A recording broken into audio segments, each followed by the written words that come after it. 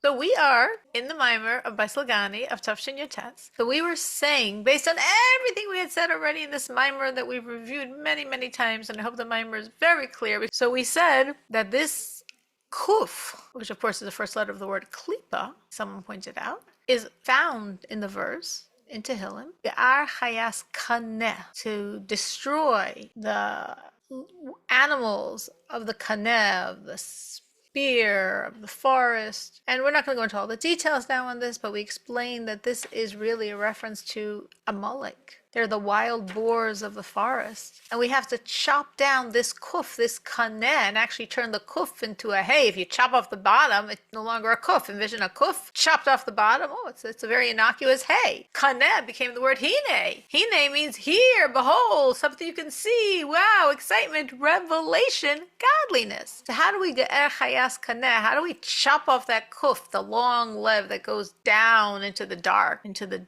darkness of evil? How do we chop that leg off that it is no longer a kaneh? It's a hine. It's a beautiful word expressing God's revelation. Well, let's understand what this kaneh is and what this chayas kaneh is. We said the kaneh can be viewed as the forest, and chayas kaneh, the life of the forest, the people of the forest.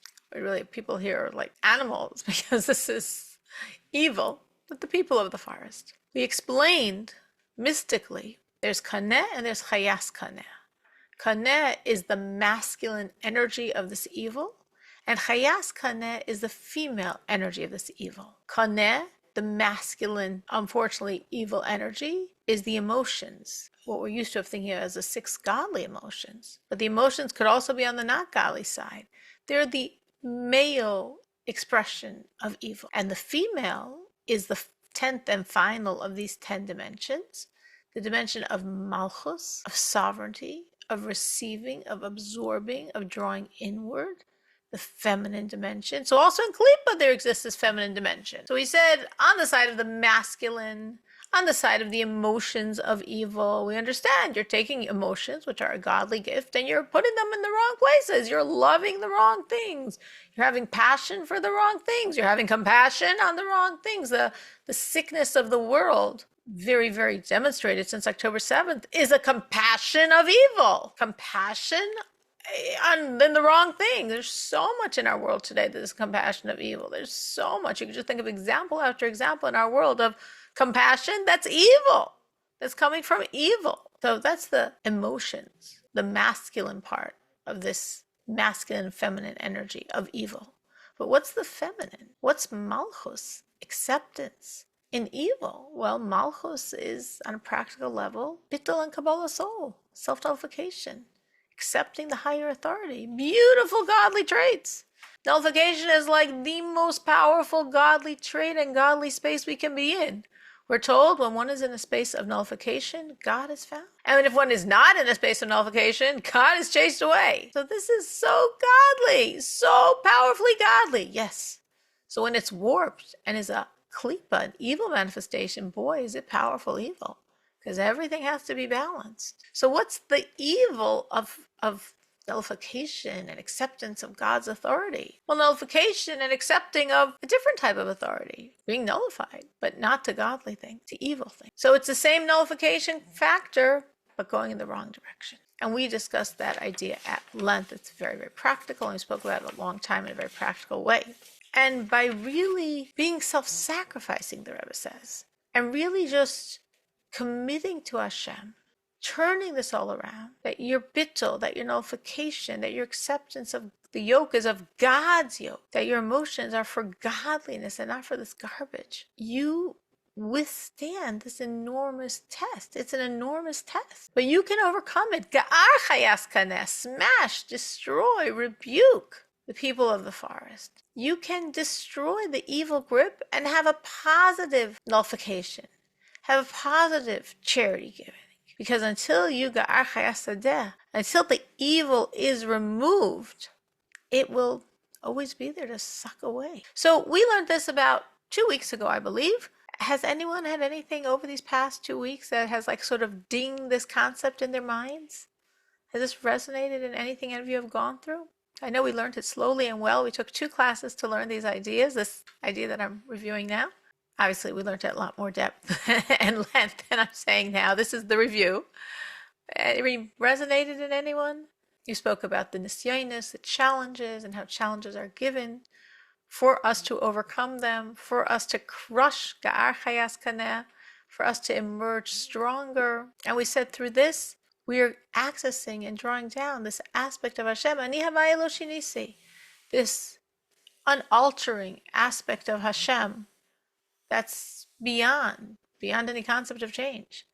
And when we have that commitment, when we chop away those kufs and make them haze, to hine Elokeinu zeh havaya kivinu lo, agila v'nismacha b'shuaso. Hine, behold, remember the kaneh, we chop off the bottom of the leg of the kuf and it becomes a hey. Hine, giloi, revelation. Revelation of what? Revelation of the only thing worth revealing, God. Hine Elokeinu zeh. This is God, the one we hope for. He's here. Let's rejoice. How do we make that kaneh, hine? From a Ga'ar Chayas kaneh to hine Elokeinu zeh havaya kivinu lo, nagila v'nisma b'shuaso. How do we get from that verse to that verse? By a lot of hard work, by our self-sacrifice, by our commitment, by our being challenged. The Rebbe says we're going to be challenged. There's going to be nisyonis. There's going to be tests. Tests are things that are really hard to pass. We'll have these challenges. That's why they're called a test. If it wasn't a difficult, challenging situation, it wouldn't be called a test. So the tests are hard. They're designed to be hard. They're designed to give us opportunities to show how committed we are, how much we're clinging to God, how much we're not letting anything get in the way of our relationship. And through these difficult situations, things might be easy, but then those aren't the tests. But fear not. We all have tests. At some point along the way, in some fashion, God will give every one of us a test. So when we have this test, and we stay committed to God, and we don't slip into not the masculine klipa of emotions going in unholy directions, and not the feminine klipa of being nullified to the wrong things and following the wrong trends and wrong what the crowd is doing. Where, as I said, the Rebbe says this is the evil inclination, this is the pitfall of our times, to be a sheep, to be a yes-sayer within a crowd of a bunch of other yes-sayers. We're not sheep. We're Jews. We're not cows. We're Jews. And we are going to overcome this test. And when we do so, we're cutting off that leg of the kuf, the leg meaning that it went down below to the evil areas, like that's symbolized by under the line. We're cutting it off, so no energy going under the line to the space of evil, and the kuf became a hey. Hine sounds so simple. Well, this is after a number of tests, committing and being challenged and sticking with our commitment, and probably a few more rounds of being challenged and sticking with our commitment, and the kuf gets cut off. It's a hey, it's hine, this energy of Ani Havaya Lo Shinisi, I, God, am unalterable, immutable, unchanging. You brought me down through your absolute commitment. None of this nullification to the wrong things, none of this emotions for the wrong things. You're making it all godly. You're committed to God. That was the previous ice. And now we are starting the next one, which is focusing on how we do all this when we serve God through the commandments. So what's the link between the two? So the Rebbe ended the previous ice by saying, and of course, which of course is, it's the theme of this whole talk. We keep coming back to it. And of course, this is especially impactful, this commitment to God, when it's expressed in the gashmias, in the physicality. That's our theme. That's what the Rebbe keeps coming back to. Serving God through the physical. That's where he is. That's where he's found. We said the only true existence, Yesh Ha'amiti, is the specific force of creation, of the Yesh HaNivra, of physicality. All of physicality has a direct link to the ultimate and only existence of God himself. So within physicality, that's where I can access the most enormous energies. And my commitment to God, as expressed in the details of my relationship to the physical world, this is what I'm going to be using to withstand those tests, to withstand the challenges, to pull away from my nullification for anything but God, pull away my emotions for anything that's not godly, overcome these challenges, and draw down the immutable Anihavai Lo Shinisi, unchanging, beyond all energy of God into this physical reality. So that's why the mitzvahs, the commandments, are so important. Because our commandments are very, very, very physical. And that's good. Because the more physical they are, the more we're accessing this energy that's ultimately the energy of the Yesh Hamiti, of God himself, not godliness. We said from the beginning of creation, myriads and myriads of worlds, it's godliness creating a lesser godliness, which creates a lesser godliness, which creates a lesser godliness, which creates a lesser godliness. Say that line about 1,000,000 times, and then we come to the point and purpose of it all, this physical world, and godliness can create physical. And that's why the Yesh Hamiti, God himself, is creating the physical. So the more physical our service is, the better. The more we're accessing and channeling this energy. So that's what we are about to now focus on in this Zion. And the Rebbe begins by quoting from the Tzemach Tzedek, as we've already mentioned several times. In every Basi Ligani, the tradition that the Rebbe follows, that the Rebbe adheres to, is he will mention by name every one of the Rebbeim, from the Baal Shem Tov through all the Rebbeim, their name and a Torah, and in a very obvious way, bringing the energy of that Rebbe into the Basi Ligani. We've already mentioned the Baal Shem Tov and the Magid and the Alter Rebbe and the Mitla Rebbe, and of course this is Basi Ligani, so the whole thing is a reference to the Rebbe Rayatz, and we still have to mention the Tzemach Tzedek, the Rebbe Maharash, and the Rebbe Rashab. And in this ice, we bring in both the Tzemach Tzedek and the Rebbe Maharash. So we're beginning here with a thought from the Tzemach Tzedek that mitzvahs are the idea of like planting seeds, and the seeds are going to flower.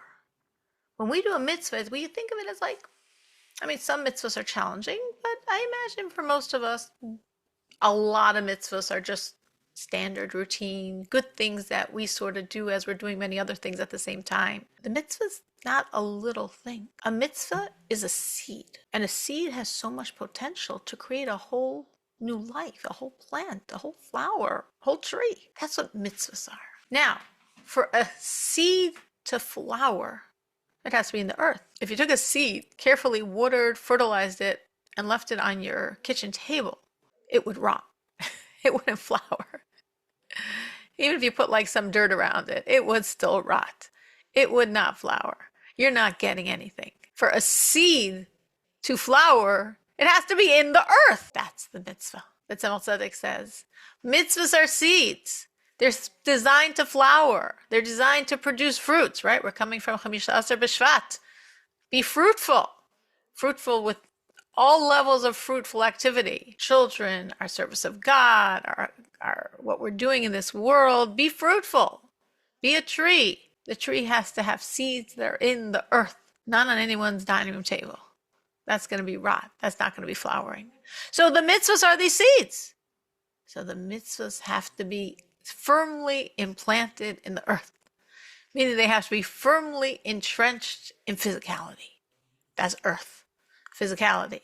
Because if we want them to flower, if we want the growth to come from the mitzvahs, they need to be in the earth. And that's what we're doing with our mitzvahs. So as we've said many times in this Maimer, this is, as I said, very thematic here. The earthier, the better. The more physical, the better. The more hours you spend in your kitchen, I guess, preparing for the Yantif or the Shabbos, the better, The more physical effort you expend in a physical reality to serve God, the better. Because then the mitzvah is really in the earth, and then it can really flower.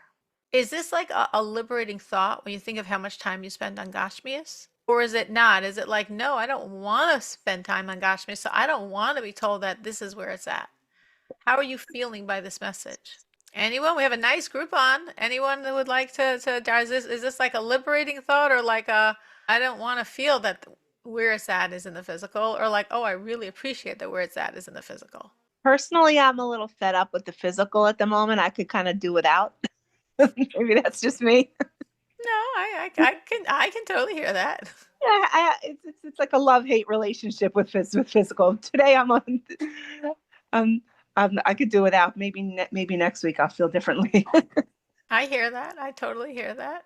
Anyone else? Any other thoughts on the relationship Sorry, to the physical I and the fact that the mitzvahs are in the physical so strongly? sorry, I didn't hear the question because my husband called me, so I had to get off. What was the question? So the Rebbe here is saying very strongly, quoting from the Tzemach Tzedek, that the mitzvahs are seeds, they're plantings, and for something to flower, it has to be planted in the ground. And for the mitzvah to flower, the mitzvah is planted in the ground. The mitzvah is entrenched in physicality. And like the more physical, the better. The more this mitzvah can flower, the more this mitzvah can produce fruits. It can be fruitful, like we said, Chamish Adar B'Shvat. It can be a fruit-bearing mitzvah. So my question was, when you hear this, is this a liberating, uplifting message? Because as women, we do so much that's very physical bound. So it's really awesome to know how within the physical is all this energy. Or is it not like that because it's like, I don't want to be told to go into the physical and rejoice in the physical. I just want to escape from the physical. So Yona Rivka said she at the moment today would like to escape from the physical. Maybe tomorrow she's going to want to embrace it. But today she just likes to escape it. So I'm asking Well, anyone else. today today's Thursday before Shabbos. Right, right, For me, it's not a choice. right. It's very physical time for us. It's very Exactly. physical. I just spent a long time Yeah. in the kitchen, much more than I ever am. Yes, absolutely. So I could look at that like I'm so glad to know that when I'm being really physically oriented, this is so great because there's so much power there. Because otherwise it'd be like, oh wow, that was so special. That's awesome. But some people could feel like, I don't want to be told it's awesome because almost I don't want that to be my go-to. But the Rebbe is sort of saying, inevitably, that is our go-to because we are physical people. And therefore, we are, like Rachel said, listen, it's Thursday. We're all going to be in the kitchen a lot between today and tomorrow. We're going to be in the kitchen. And then, of course, Shabbos, serving and cleaning and eating. And then Matzah Shabbos, dealing with that. We're going to be in the kitchen a lot. We're going to be very physically oriented. And isn't it wonderful to know that that's where the power lies? Maybe that's a secret of woman's power. How much we are engaged in the physical, right? It says about the Avos and Imahos, our forefathers, Abraham, Yitzchak, and Yaakov, versus Sarah, Rivka, Rachel, Leah, that the Avos were a little ethereal, a little their toes not touching the ground. And the Imahos were very this world. They got it. They understood this world. They were using this world. They were women. And that's part of a woman's power, that we are involved in the physical world because look how much power is in the physical world. Okay, so that was the first thought from the Tzemach Tzedek. Now the Rebbe is going to develop this more to really show this idea of the mitzvahs being so earthy. So the Rebbe says very simply, every mitzvah has two components. The mitzvah itself and the person doing the mitzvah. Mitzvahs don't happen on their own, of course. What would be the point in that? There'd be absolutely no point in that. So on both levels, we're talking about very physical beings. The mitzvah, whatever the mitzvah is physical. There are mitzvahs of action, clearly physical. Mitzvahs of speech is considered an action.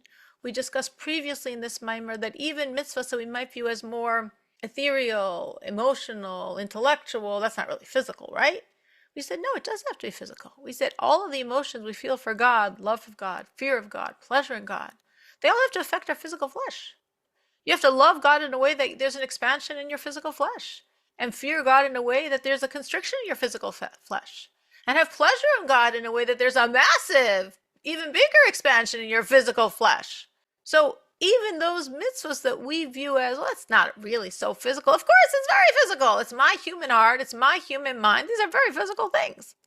So every mitzvah is physical. You're inevitable. No way of escaping that. And everyone doing the mitzvah is physical. Disembodied souls can't do mitzvahs. That's why when a person passes away, he can no longer help himself. We need to help the departed. They're no longer givers. They're no longer players. They're no longer able to create. They're no longer able to give to God. They're no longer able to give to themselves because they can't do mitzvahs, because you only can do mitzvahs soul and body. So every mitzvah is done by a human being, physical soul in a physical body. If there's no physical body, no soul can do a mitzvah. Souls can study Torah, but not as a mitzvah. No soul can do a mitzvah. No angel can do a mitzvah. Only human beings, a soul is in a physical body, can a mitzvah be done. So both the mitzvah itself, obviously, has to be physical, and the person doing the mitzvah, as we're saying, has to be physical. So on both levels, physical. The Rebbe says, great. This is so physical. This is wonderful. Because as we're saying, that's where the power is. That's where the strength is. This is how the mitzvah will flower. And this connects to the idea of how we, because we're so physical, we are therefore so far from God in a sense of all this barriers or separation. And that's why we uniquely can coronate him. We uniquely have that power. Like it says, ein melech below am. There's no king without a am. It doesn't say ein melech below medina. You know, you are the phrase we know so well, it's hard to think of another way of saying it. But there'd be many other ways of saying it. Ein melech below avadim even. No, ein melech below am. Why is the word am used? Because am is from the word omimus, which means like banked coals, extinguished coals. If you can envision the coal with just a little light still flickering inside, it's so little the light and there's all that dark coal around it. That's am. That's the original etymology of the word am. So our sages did not say there's no king without a nation, or there's no king without people.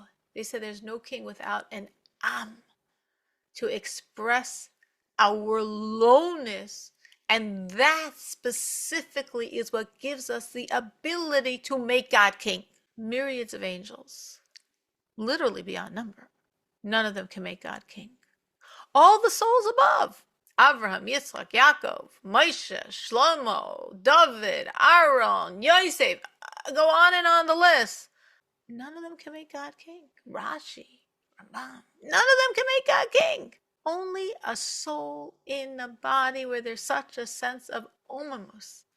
Like sometimes you're feeling so shvach. You're feeling so weak, like you're barely still holding on, by your finger, by a nail. You're such an extinguished coal. You can so relate to that vision of there's just a little light flickering among all the darkness. Like, that's what I've been compared to. Actually, that makes a lot of sense. Yes, that's me. That there's just a little ember still burning a little. A melech below am. Souls and body. Peoples. Humans that might at this moment be like the oimimus, like these banked extinguished coals. They are the ones that have the power to coronate the melech. Why? For the same reason. The whole reason we've been saying till now. It's down here. It's in the physical. It's where you don't see God shine. It's where you don't see the light and you don't have that. You have the dark holes. Wow.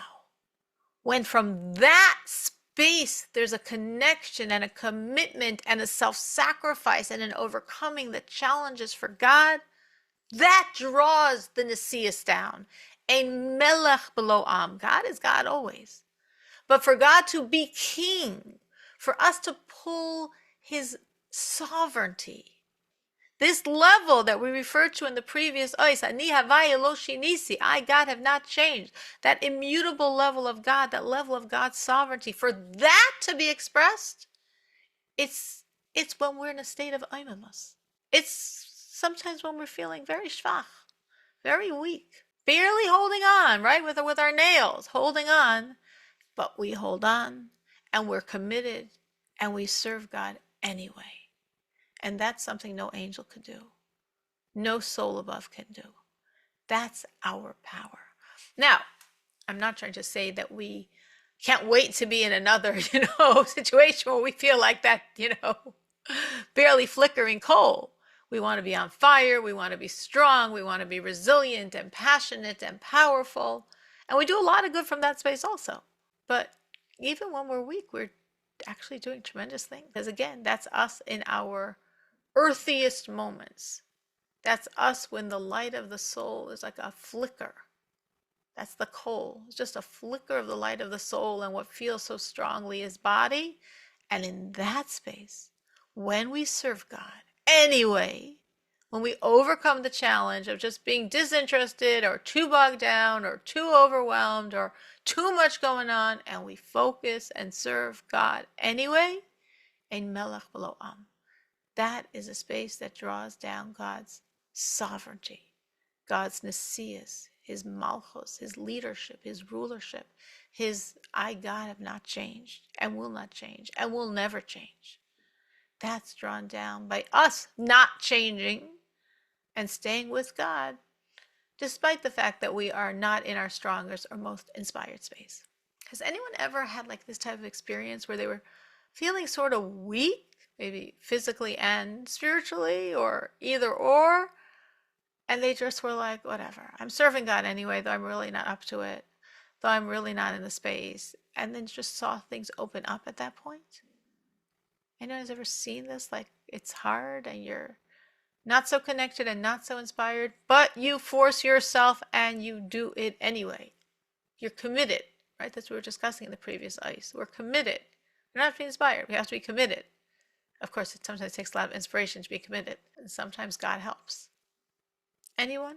Yeah, now that you mention it, it's true. I feel like those are the times that you have the greatest breakthroughs, is when you're not feeling it and you push yourself anyway, and to do maybe what you don't want to do or really don't think you can do, and then that's dafka when you have the great. I feel like, when you see the greatest success. You just don't know it, and you just don't know it at the time. You can't see it, but Right. Hashem has his way of saying thank you. True. I mean, that's what the Rebbe is saying here. Yeah. Absolutely. Okay, so Yona Rivka says, yes, I have experienced that. And it says that this idea, why are we pulling down this like unchanging aspect of God, which is this highest level beyond, because by definition, we would think, of course, that creation does change God. And we're told, no, creation does not, because he's higher than all that. So that means this Aniha Vayaloshanisi is this high level that, no, I know you think creating should have made a difference to me, but guess what, guys? It doesn't. I'm beyond that.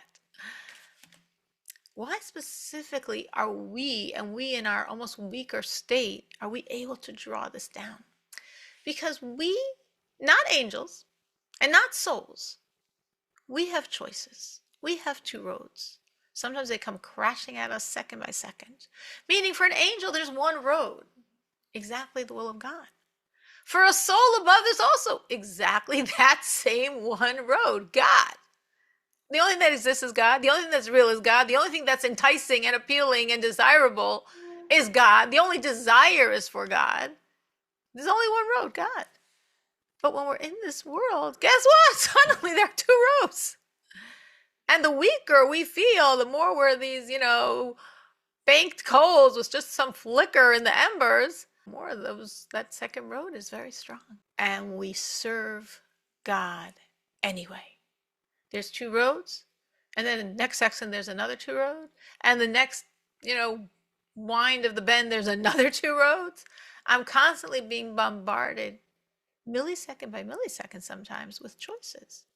How am I going to respond? How am I going to feel? What am I going to say? What am I going to do? What am I going to think? What's going to be my facial expression at this moment? We're always bombarded with options and choices.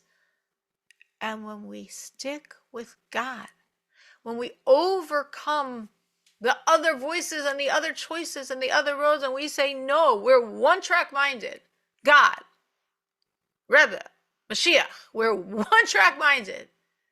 We're not looking at any of the other tracks.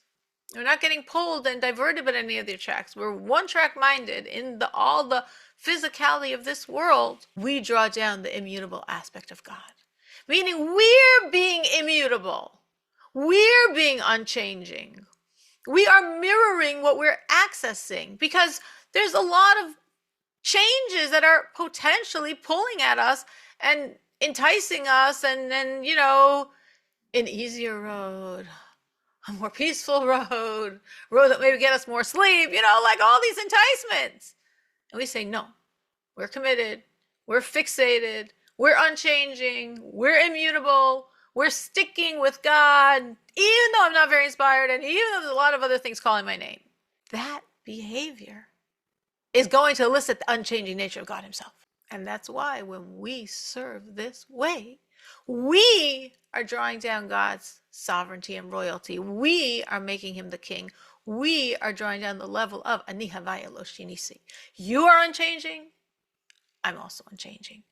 And that unchanging essence of God can come and shine when his children, when the Jewish people are unchanging and unwavering in their commitment and belief to him as well. So like Yona Rivka said, and I thought it was beautiful how she phrased it, that when she's not feeling it, but doing it anyway, she can see sometimes the greatest breakthroughs. And we should all, I'm sure at some point we all have felt like a banked coal.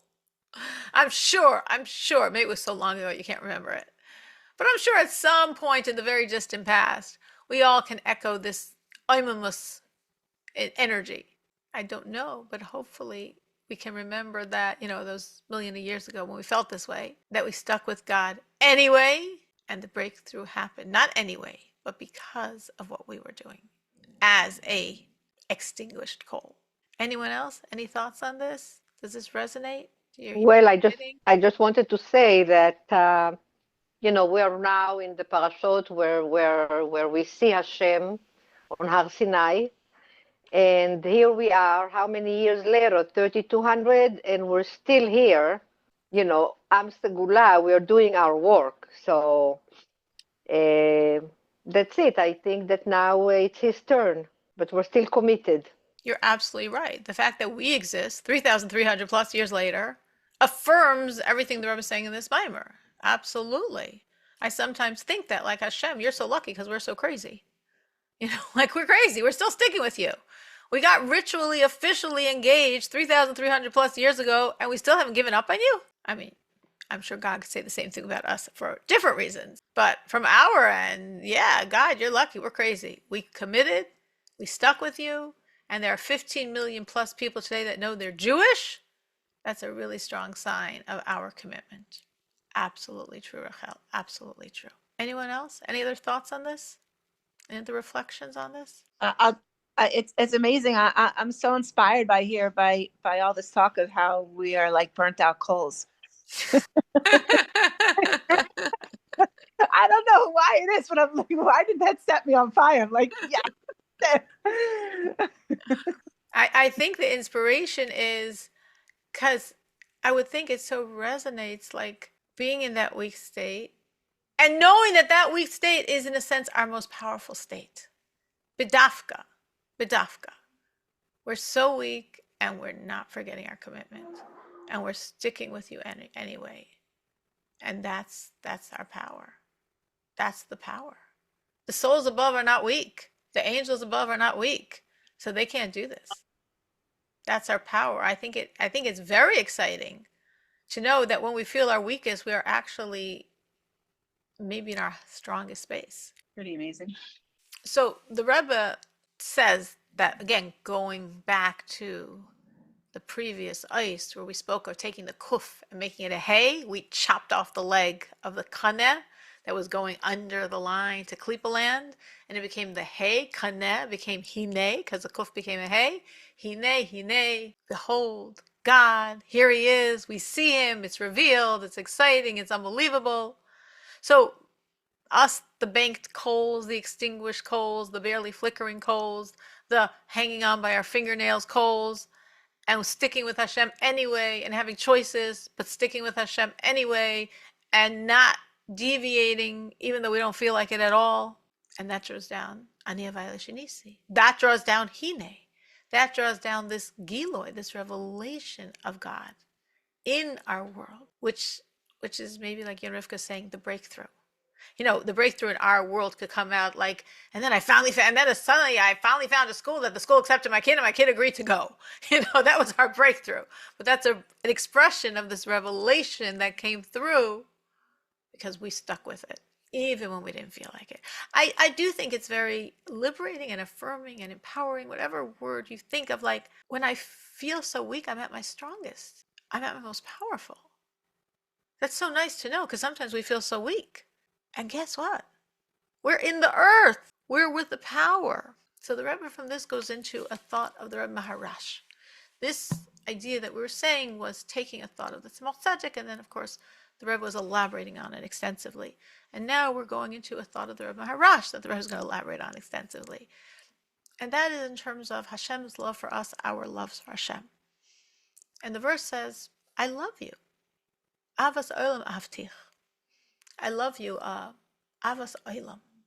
And the Medrash says, what is this? Is this a love of 3 years? Is this a love of 10 years? Is this a love of 100 years? No! Avas Olam. Olam means forever, eternally. Avas Olam Avtich. God says, I love you forever. Now, that's a beautiful thought. His love for us is lasting 3 years or 10 years, 100 years. His love for us is eternal. The Maharash, commenting on this, says this is sort of perplexing because we know, it's explained in Tanya, that in the levels of love, Avas Olam is not a high love. There's many loves higher. There's Ava Rabbah. There's, of course, Avas Anugim. Avas Olam is like a lower love of world. And now this pasuk and this medrash is saying, whoa, this is such a crazy, intense, eternal love God has for us. It's so amazing, this Avas Olam. I'm confused. I thought Avas Olam was a lower love. Explained that there's two Avas Olams. There's one, which is a lower love. And there's one, which is a very high, great, amazing, eternal love. Like there's two worlds. I mean, so to speak. I mean, there are many worlds. But broadly speaking, you can group the worlds into two categories. Worlds of revelation and worlds of concealment. Amodiskalia, amodiskasia. Amodiskalia, like the word Giloi, is the worlds of revelation. When God is constricted enough to be revealed. Amodiskasia, kisoi, concealment. The worlds of concealment, that's where God is so powerful that it's concealment, because it's way beyond anything we could ever have a revelation of. So Amodiskalia, the lower worlds, the worlds of revelation. Amodiskasia, the higher worlds, the worlds of concealment. And of course, the ultimate Amodiskalia is our physical reality that's so constricted. So Avas Olam means a love, Ava, Olam, of world. Amodiskalia, world that's very limited and finite. There's nothing more limited and finite than physicality. So Avas Olam means I look at the physical world and looking and meditating and contemplating and being inspired by the physical world, I have a love for God. That's beautiful. That's a love. That's a beautiful love. And it's a love that came from world. Avas Olam. It's a love that was engendered by the world. So whatever that means, it means if you're looking at the Rocky Mountains or the Niagara Falls, and you're like, wow, Marabu Masecha Hashem, how amazing, just looking at nature and being in awe and being inspired. And that's all very, very finite. Because this world is very finite. Envisioning God within this world, don't forget about the Milky Way or, Niagara Falls. You think of godliness. But godliness within this world is a very limited godliness. It's what we call, of course, Mimale Kol Almin. The energy of God that's so constricted, it's within and can express itself within the limitations of world because it's so constricted, it can be within those limitations and not blow those limitations away. So if I'm thinking about the wonders of nature, the Grand Canyon, if I'm thinking about the godliness in our physical world and the wonders of godliness within the physical world, either way, in the end of the day, I'm talking about something limited. Obviously, the nature is limited. And the godliness within this natural world, the mimale, the godliness that can fill and be within and vivify the details of the world is a very limited godliness. So if the source of my inspiration and love is within limitation, the love that it's producing is a limited love. And that's why when we think of the levels of love, yes, Avas Olam is a love, a valid love, a good love, an amazing love, but compared to higher loves, limited. That's the lower version of the story Avas Olam, coming from the Alma de Iskalia, those revealed worlds, meaning worlds where God is very constricted. But if the focus shifts to Alma de Iskasia, to the concealed world, to worlds beyond revelation, we're getting beyond limits.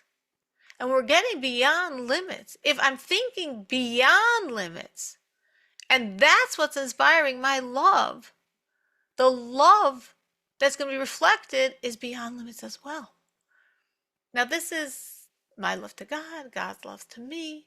Remember, the Medrash said, a love of 3 years, a love of 10 years, a love of 100 years. No, Avas Olam Avtich, I love you forever. Olam, eternal. So the eternal element connects to this Alma Diskasia. Because again, Alma Diskasia is the worlds of concealment where the energy is so intense it has to be concealed. Those are worlds beyond limitation. Therefore, those are worlds where the energy could be eternal. Avas Olam Avtich. So what's this 3, 10, and 100? Well, 3 represents the worlds of Bria, Yetzirah, and Asiya. Do I love you like on the level of those energies? No. Okay, then maybe it's for 10 years. 10 represents Atzilus, the completion of all the 10 spheros. Like that, maybe? No. Well, then there's 100. 100 is like Keser. 100 is like the crown beyond Atzilus. So not 3, not like Bria Tirasiya. No, not those 3 worlds. Not 10, not like Atzilus. No, beyond that. 100, Keser, the crown, beyond Atzilus. No, not like that either. Not like Bria Tirasiya. Not like Atzilus. Not like the Keser beyond Atzilus. None of that. Ahavas oilam ahavtich.